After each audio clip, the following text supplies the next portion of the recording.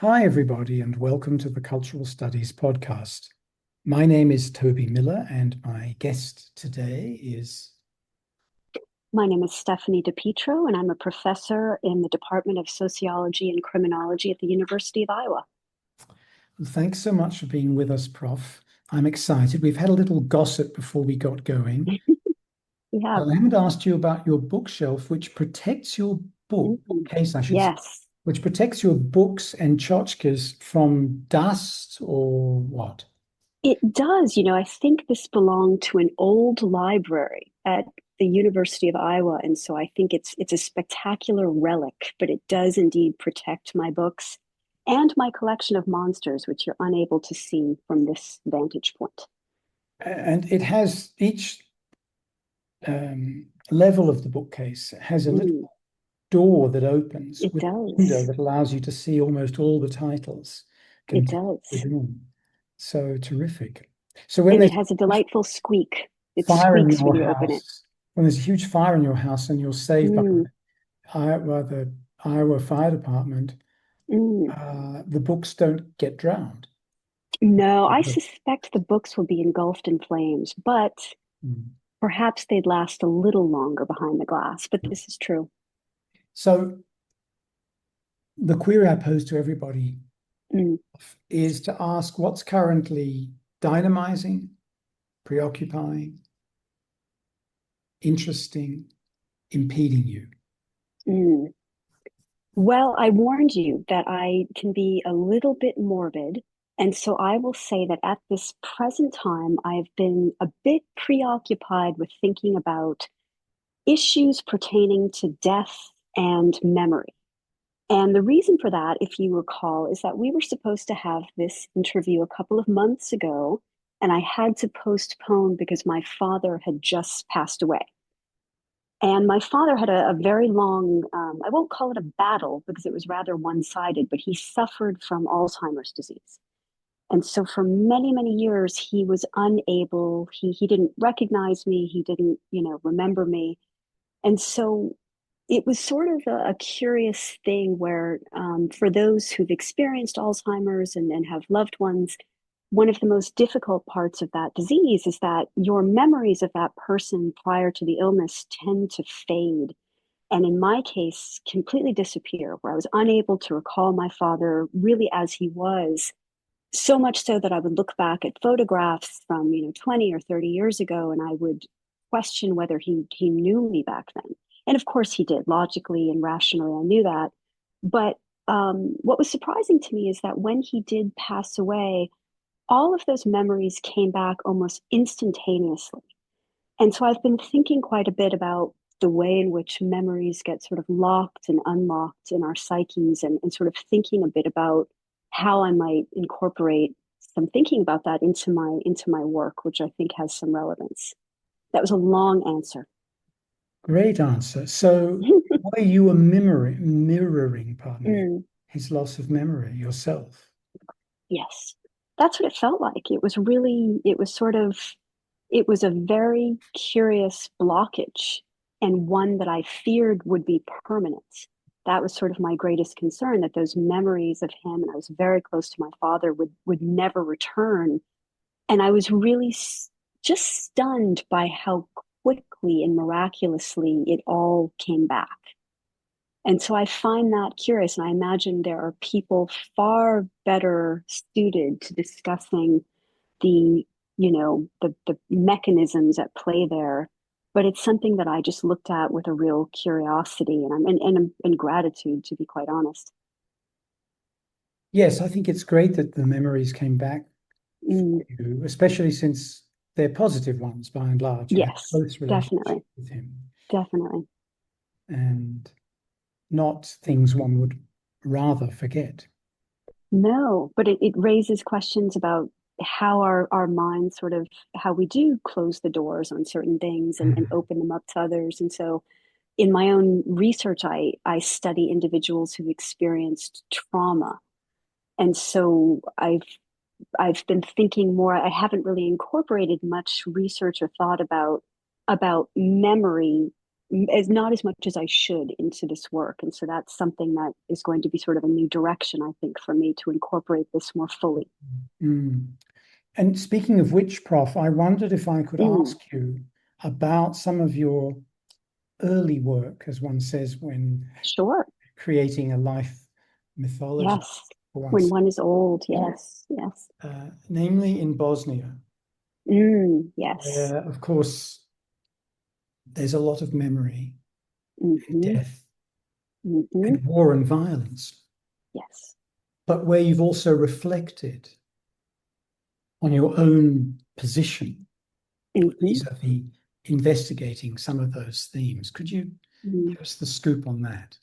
Sure. That Bosnia project, um, it was never meant to be. And so I think this project came about as a matter of serendipity. When I had first finished my graduate studies, I was studying immigrant assimilation. And I was doing this primarily using large scale secondary data sets, from the Project on Human Development in Chicago neighborhoods. And I was trying to understand essentially how immigrant assimilation was related to patterns of delinquency among immigrant youth. And I took my first position at the University of Missouri St. Louis, and it was a visiting position. I was meant to stay there just 2 years and move on. And I had this sort of off the cuff conversation with my department chair at the time. And he said something along the lines of, there's a lot of Bosnians in St. Louis. Maybe you should look into that. And so I knew next to nothing about this population at the time, but indeed, St. Louis is home to the largest diaspora population of Bosnian refugees in the world, most of whom arrived during and after the war and genocide in the early 1990s. And so I began this project thinking that I would do maybe a few interviews for the purpose of developing a survey. And that project completely changed the trajectory of my entire career. It took me from doing quantitative research to doing qualitative research. It eventually took me to Bosnia, where I spent over 7 months doing this data collection. And so it was really quite a massive project, and something I'm so grateful for, because it was, like I said, it was never meant to be. So that's the backstory to that project. Could you tell us a bit more about what you found, Mm. what, Well, how so you yeah, experienced it? Because your experience was through interviewing dozens of people, over 100. Yeah. over 100, sorry, I thought it was Yeah. slightly under that number, Yeah. and via a translator also. Yes. Yes. So the project began in St. Louis. And I was interviewing individuals who had survived the war and immigrated to the United States. And really, the purpose of that initial data collection was to understand, patterns of integration, cultural integration, and adaptation. And it never really meant to focus on the war itself, but somewhere along the lines, there were some interesting observations that came up in these interviews. I was asking an individual about their experience during the war, and this individual had been a child during the war. And he said, this was the best time of my life. And I was so stunned by that, because I very naively believed that, the experience of growing up in a war zone would be objectively horrendous, and the only thing that we could focus on would be the trauma. And it never occurred to me how critical that subjective lens was, where someone could describe this as a positive time in their life. And so that was sort of the first, I don't know, observation that sort of changed the direction of that project. But then the second piece came about. I was just sort of looking for news stories about Bosnians. I was trying to get a handle on what was happening in the local community in St. Louis. And I came across this story, and it was about a bar fight between two men, and it resulted in the fatal stabbing of one of them.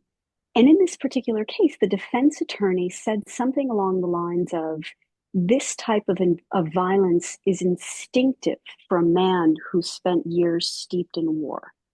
And I started thinking about this, what does that experience of growing up in war, of being steeped in war, how does that shape the life course? And so this project really sort of started to open up early on. And then one of the gentlemen that I was interviewing said to me, how can you study Bosnians when you don't know anything about Bosnia? I said, wow, that is a fair criticism. And so I found myself traveling to Bosnia and doing a comparative data collection. And the whole purpose was to sort of evaluate the life trajectories of refugees from the Bosnian War and those who'd stayed behind to try to understand those divergent experiences. And so there's a lot of kind of big themes that came out of the work, and they're sort of scattered in different articles. But I think the biggest kind of finding that I'll point to that really stands out to me was the salience of narrative in shaping life trajectories. The idea that people experience similar events but interpret them, react to them, and they shape them in very different ways.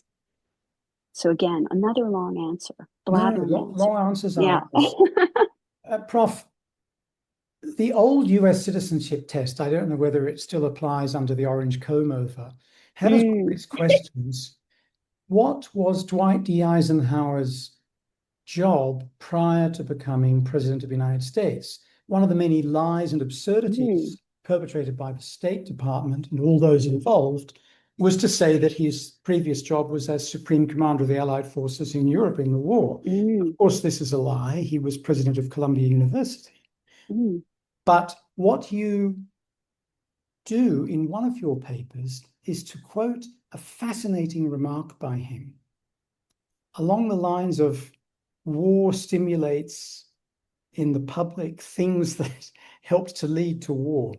But it's Yes. more cryptic and more interesting than I've Yes. said. Yes. But Could you elaborate a yes. bit on that and what it means to you? I think in this work, one thing that I've thought about a lot is the nature of intergenerational transmission Mm. and how the violence, how I'll give you an example to sort of illustrate this.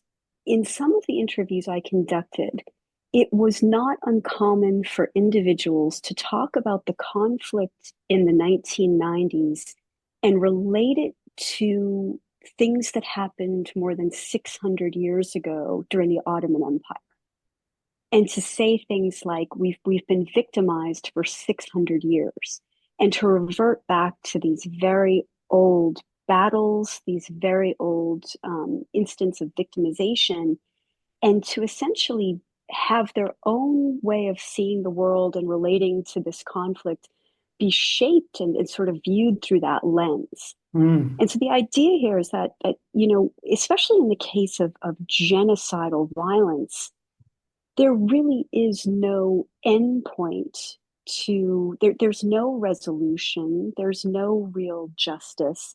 And this is something that can be sort of carried over across generations. One of the most interesting papers I've ever read was about the progeny of Armenian genocide survivors who were using their grandparents' victimization to sort of justify and fuel their own violence, 80 years later.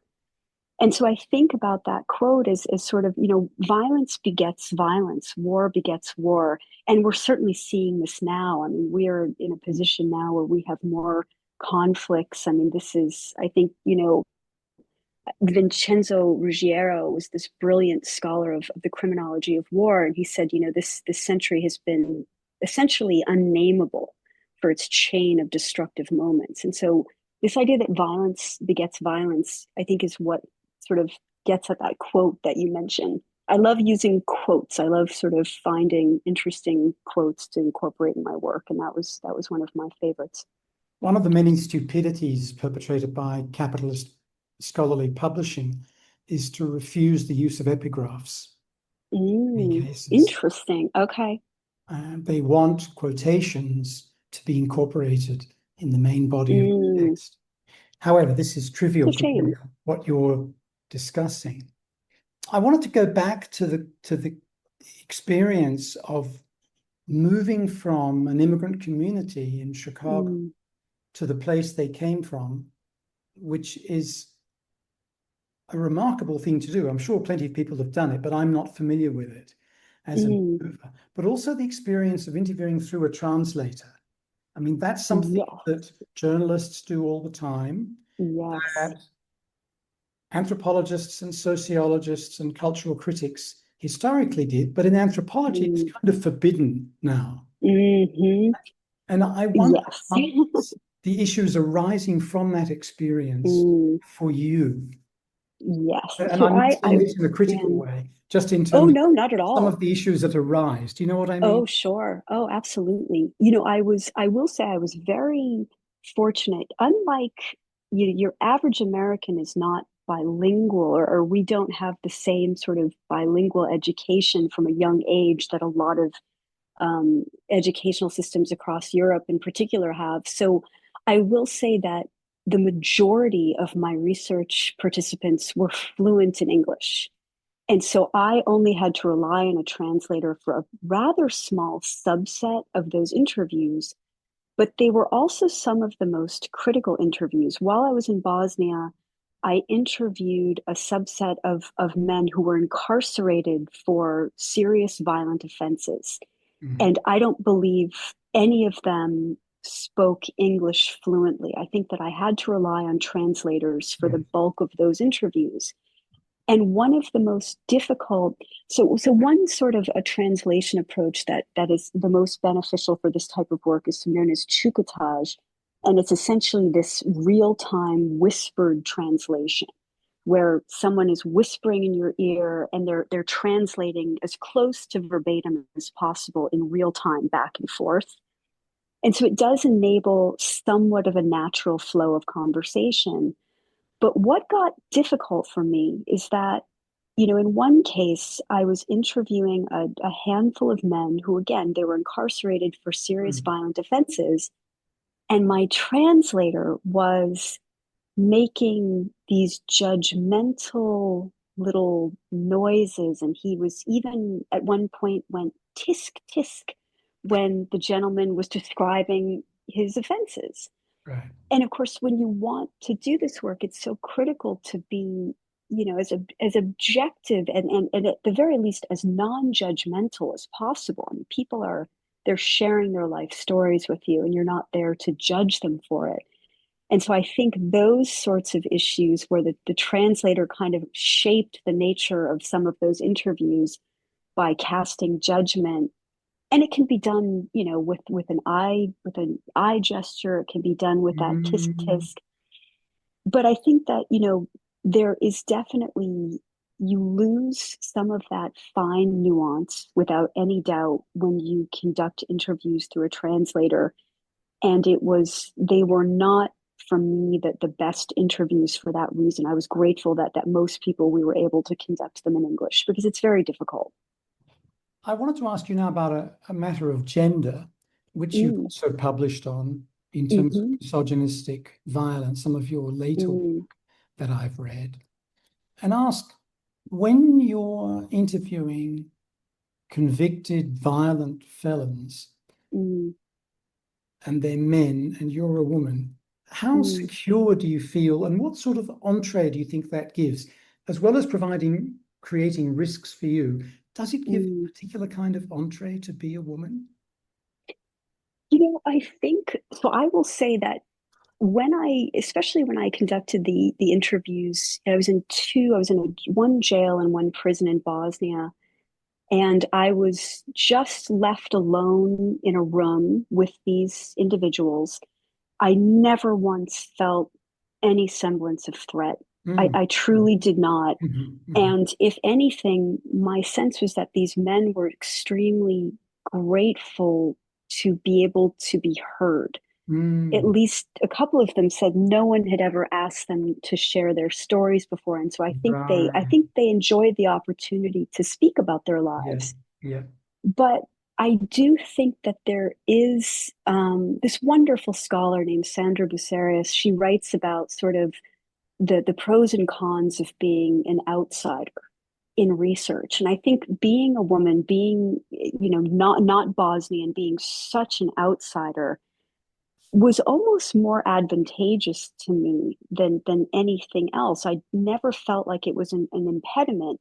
And I think especially when you're trying to speak about issues of masculinity, I have no doubt that the dynamic, if it had been a man, especially a Bosnian man conducting these interviews, that it would have been quite different. But my experience is that I've been very fortunate in that people seem to have been willing to speak with me and forthright with me. And I also, given the nature of what I study with narrative, I've never been wildly restricted by the question of, what is the veracity of what they're telling me? Because even if they're telling me lies, it still has relevance in that I'm focusing on their narrative, not necessarily a factual, retelling of their life history. Wow.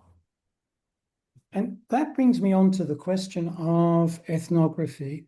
Mm. You have a really terrific bravura essay Oh, well, co-authored with Amara yes. Zatut. I hope I'm Hmm. pronouncing the Yes, names yes, correctly, in the annual review of criminology. And for folks yes. outside these sorts of domains, this annual review series is incredibly useful if you Mm, want to get up to speed, mostly in the English language, in all sorts of disciplines.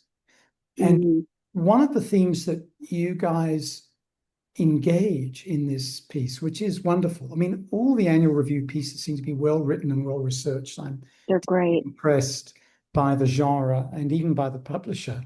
So share with the group, if you would, Prof, some Mm, of the points you're making about criminology there mm. in general. Yeah, well, I mean, I think that, the point of that review piece was really to first to revisit some of the classic work in criminology. The Chicago School of Criminology was foundational Yeah, to the discipline, and so much of that early work relied on these deep ethnographic methods.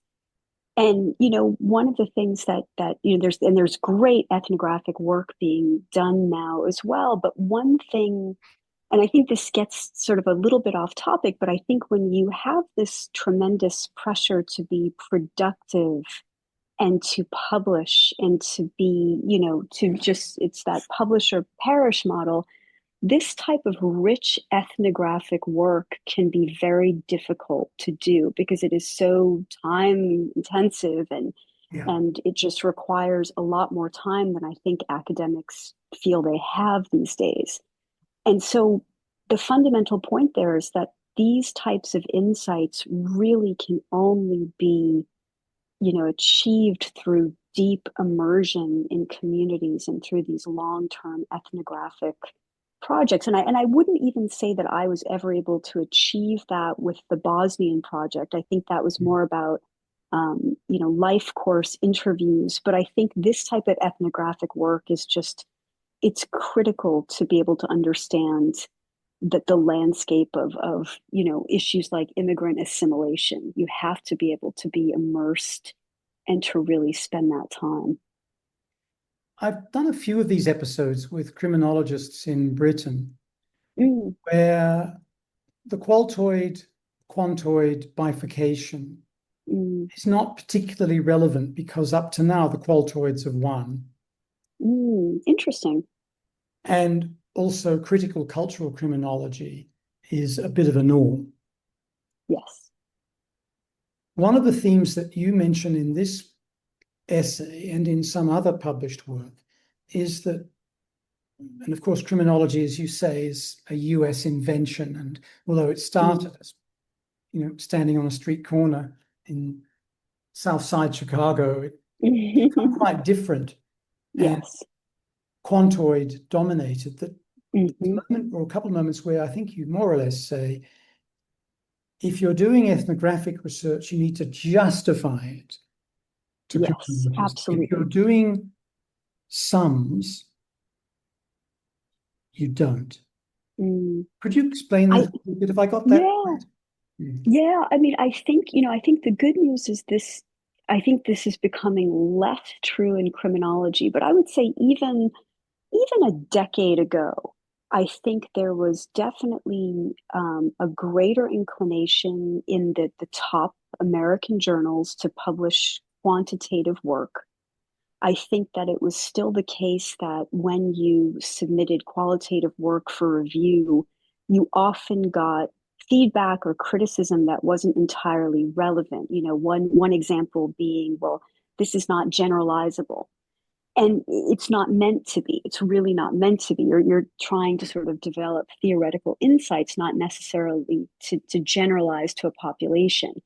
I think the tide has turned very much in recent years where there is a greater embrace of qualitative research in top tier journals. I imagine that it's still sort of not quite as common as quantitative work in these journals, but I think that we've now seen such phenomenal scholars who are doing phenomenal work sort of set the stage for there to be greater acceptance of qualitative work as true social science. And I think, you know, there was this period where quantification, I think, was sort of viewed as a more legitimate scientific method. But I feel that has shifted and continues to shift as these scholars produce this great qualitative work. At the same time as you're saying it's tougher to do it because of the Mm, time constraints. Now, Prof, I wanted to ask you it how is. this relates to immigration, because you Mm, begin that wonderful paper mm, in the annual review by talking about how there are more immigrants in the United States than in any other country, mm, and how historically so much of criminology has been about race and immigration. mhm. So, Yes. how does that connect, do you think, to this recrudescence of legitimacy Mm, of ethnographic method, the fact of difference being so mm, crucial? Because there was a time when these things would have been understood through sociobiology as a dominant mm, force in, for example, so-called evolutionary psychology or evolutionary mm. sociology.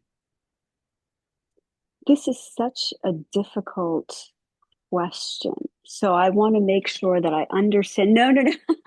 Um, but I would say, you know, I think one of the biggest issues, I'll sort of just jump off on the immigration point here. One of the longstanding issues in criminology has been sort of this disconnect, obviously, between the scientific evidence and public opinion and rhetoric. And so when I think about that early work in immigration, I really think about just it was just trying to sort of pick up where 100 years of research left off, because I think one of the most long-standing observations in criminology is that, you know, for example, immigration is not criminogenic, and this counters so much rhetoric and even policy that we see today. But I think that as we've spanned, you know, a couple 100 years now in the discipline of studying these topics, studying race and immigration, and they still stay at the forefront, regardless of what the methodology is. We have still kind of retained our interest and sort of focus on these topics. And I think it's because they still are, especially the issue of race, so central to the dynamics of crime and justice in the United States. And so I think that the positive thing is that we have this tremendous body of work that spans disciplines and theoretical perspectives, and we're still trying to tease out the nature of race. But obviously, those biological perspectives on racial dynamics and crime are deeply flawed and go back to an earlier period of criminology that I think is incredibly problematic. And also gender. I remember when the extra Y Mm. chromosome was going to Oh, be the way of yeah. identifying No, male subjects who were likely to become violent criminals. Yeah. no. And now I think the consensus is that I mean, pseudoscience seems too, it seems too generous. I mean, a lot of it was just kind of nonsense. And I can think of one sort of evolutionary theory that, I teach a course on race, crime, and justice, and we study some of these earlier perspectives to understand really not even how they predict crime, but to understand how, the context in which such perspectives were developed. And they're deeply, deeply problematic. And I think that, ultimately explanations that revolve around culture and institutions and systemic marginalization, I think have been the most well substantiated. I'll ask you a question, Prof, Mm, about your teaching, the, mm, the class. And it's about Iowa. I presume most of your students come from there. And mhm, in racial terms, Iowa is a bit like what the United States was 50 years, 60 years ago. It's mhm, over 80% okay. white. And Okay. Yes. Yes. 60 years ago, more or less, sorry, that was what the US was. Um, Hmm. so do you get students talking much themselves about race and crime? And are there particular shibboleths Mm, or orientations that you seek to remedy or enrich or learn from? sure. So I will say that as far as students talking specifically about race and crime, I wouldn't say that's something that is necessarily on their radar. Perhaps given the lack of racial diversity, that might be a reason, but it's just not something I hear Mhm, mhm. students really sort of addressing head on until they come to class and it becomes a focus of the Yeah. class. But, just broadly with criminology, one of the most difficult parts about teaching in this discipline is that there's few disciplines where students come to the classroom with such a reservoir of ideas about the nature of crime and justice and the justice system, as in criminology. And so a lot of these courses are about trying to sort of dismantle some of these long-standing ideas that come from, anywhere from personal or vicarious experience to the myriad shows and podcasts and, all of this stuff that's available that's Yeah. so appealing, and trying to just begin from a place of what is the factual evidence about this relationship, Yes. and then moving on to how do we explain it? How do we account for it? And I think that, it's always the challenge to move away from anecdotal evidence and sort of try to speak to social scientific evidence. This leads me to a couple of things you've published, Prof. And I should say that because I Mm, work in the Global South, we have limited access to mm, your work. Some of it very generously is available free and legitimately ah, online, but quite a bit of it isn't. So some of the stuff that I've read is about African American self-harm, including suicide, mm, amongst women in one case and men in another. This is work from yes. over a decade ago, so I was going to say it may be a that. while since you read it. So if Mhm. I'm being cruel in asking you to read Sure, something you don't remember, you are. I want to stop the cruelty right now, Prof. Yes, stop it. That paper that you're referring, the deindustrialization, disadvantage, and suicide Yes. paper, that was published 20 years ago Oh, now, sorry. which Okay. which makes me feel so old. And that was actually my master's thesis when I was a student at George Washington University. And at the time, I was very interested. It was somewhat new. Elijah Anderson's Code of the Street had come out just a few years before. I don't know if you've read this. It's a phenomenal, brilliant ethnography.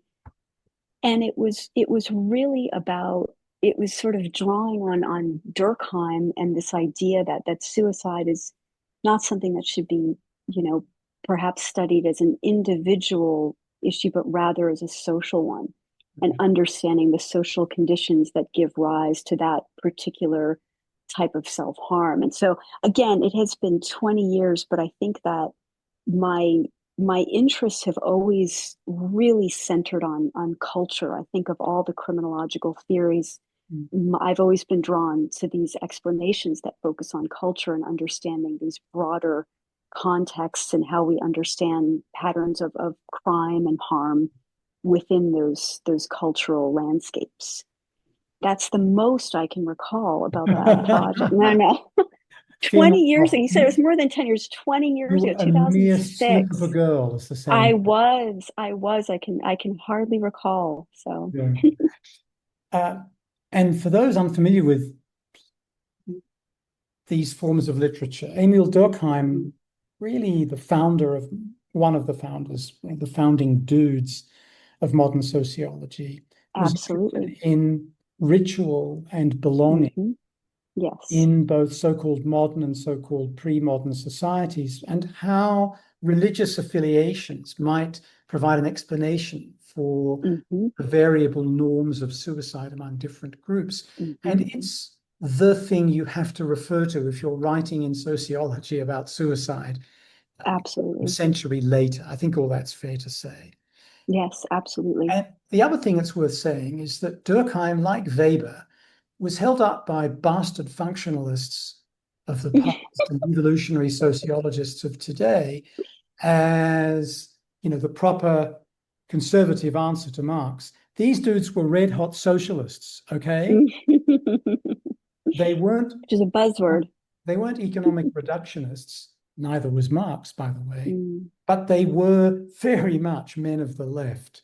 So mm. let's just try to recuperate their reputations from the horrors done by a later Chicago School of Sociology, one that you were referring to earlier, Yes, yes. and their inheritors. Okay, mansplaining rant over. No, I love Last it. one for Please. today, okay? Promise. Sure. I trust you. Prof, speaking of trust, Mm, one of the areas where there's an extreme level of trust leading to an extreme level of harm is in so-called social media. You've mm. written more recently, so you've got to remember this one, Yes, yes. Oh okay? dear. You're going An to ask me, but essay yeah. for the American Sociological Association journal Socios, is that how it's Hmm. pronounced? Associates, yes. With Hmm. a couple of co-authors Hmm. called To the Extreme. And this looks at Yeah, deviant culture in a misogynist digital community. These are yes. very powerful, both emergent and established tendencies. Could you Hmm. tell us what you guys found? So this was an interesting paper, and I will say that as a bit of background, this paper involved the analysis of a subreddit used by the incel community. And so I don't know if that's something that should be defined here. Should we define the incel community? I don't know if that's something that's sort of we should take for granted, but it refers to involuntary celibate. And this community is part of this broader landscape known as the manosphere, which is really kind of about the propagation of misogynistic ideology online. And so this paper was interesting, and the idea here was to understand through very sophisticated computational sociological methods that I had nothing to do with. I will; those are my co-authors. In my particular role in this paper, I was charged with being the one to essentially manually code the postings from this incel community. And so I spent about a summer reading posts Ugh, from the incel community, thousands and thousands, the ugh, idea of which was to be able to define membership within this community so we could essentially understand how um, adherence to this ideology is amplified through social media. And so this was kind of the focus of the paper. And I will say that that project sparked a real interest in this new, and I think that the manosphere is something that's very new, and people are studying this online. And I think that the sort of takeaway point there is that these online communities can become sort of echo chambers in which this sort of ideology is amplified and supported, and ultimately can be sort of made more and more dangerous because you are in a community where you have like-minded individuals, validating these ideas. And so this paper was really about understanding the mechanics behind how this ideology spreads online. And so it's a very interesting project, very dark project. Speaking of the darkness, that Mm. summer, what did you do to get away from Ugh. being drenched I in this fire? I it's funny you ask that. I every sort of research subject I've approached has had, it's been heavy. It's been, I've studied Mm. individuals who survived genocide, and individuals who've experienced trauma.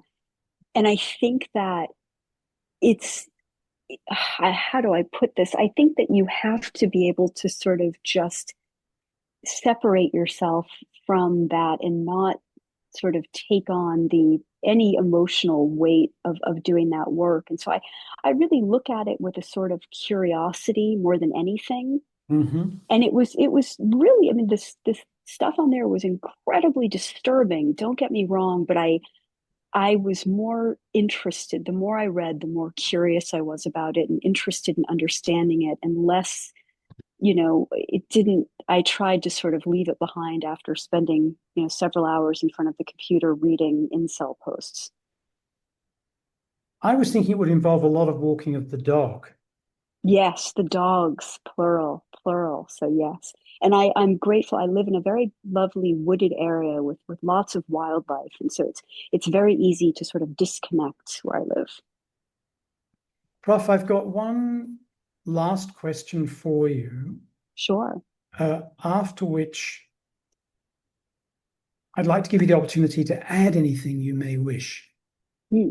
And the additions could take the form of going over terrain we've already traversed, but where you want to say something more, or Sure. themes that we haven't touched on. Does Hmm. that sound Sure. okay to you as a means of bringing Absolutely. things to a Of gentle, course. loving close? I love it. Yes, Gentle indeed. and loving, perhaps. A warm embrace. I love it. Yes. So the last query, Prof, is a bit like a tenure promotion appointment committee query, for which I apologize. Sure. But I'd Not like at to know all. what's on the docket now, what's happening Oh. next in research terms for you.